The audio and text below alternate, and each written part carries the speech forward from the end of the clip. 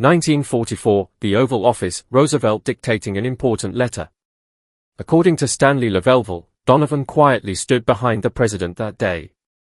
Lavelville says Donovan raised a pistol and emptied the magazine. Roosevelt continued dictating, apparently unaware any weapon had fired nearby. When Donovan explained, Lavelville claims Roosevelt's face shifted from confusion. Then fascination appeared, and he asked Donovan to show the pistol. The weapon was the high-standard HDM suppressed pistol. If the story is accurate, it showed American intelligence's judgment. They considered it among the Second World War's most effective suppressed pistols.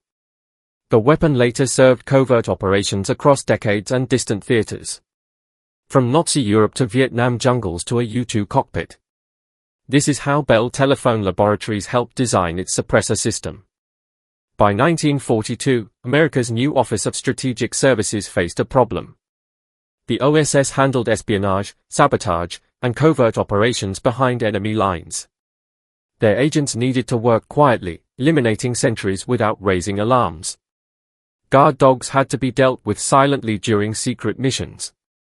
Prisoners were snatched from occupied territory, some alive for interrogation. Existing weapons were inadequate. OSS armories held Colt Woodsman pistols. These pistols used 1920s Maxim silencers that only partly reduce sound. The slide's mechanical cycling produced noise carrying across a quiet courtyard. Even muffled, muzzle blast was still audible at dangerous distances. To truly hide a gunshot, you cannot merely add a tube. A gunshot's noise comes from muzzle blast, bullet crack, and mechanical action. Subsonic ammunition solved the second problem, removing the supersonic bullet crack. .22 long rifle rounds stayed below sound speed, avoiding sonic boom. A suppressor would need to contain and cool high-pressure expanding gases effectively. The third problem was hardest. Semi-automatic pistols depend on moving parts. Extractor, ejector, slide, and springs all produced metal-on-metal noise. The British had solved this differently, using their SOE well rod pistol. That bolt-action design fired .32 caliber ammunition with almost no mechanical sound. However, the well rod needed two hands and slow manual operation at range. Reloading was slow. In rapid-fire situations, the weapon became a liability. American intelligence needed something different from well rod strengths and weaknesses. They wanted a quiet pistol with true semi-automatic fire capability combined. A gun that could empty its magazine quietly inside occupied buildings. Deputy Director Stanley Lavelville approached High Standard Manufacturing in New Haven.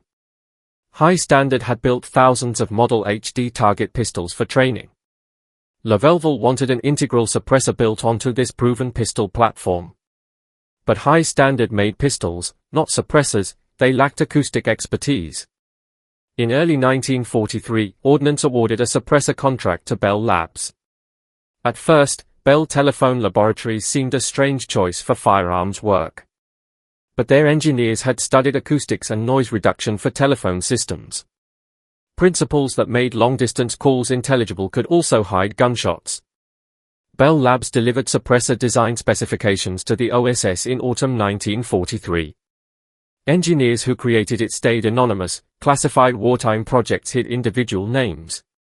No patents were filed. Patents might have exposed the weapon's existence. Their design attached permanently to a modified high-standard HD pistol.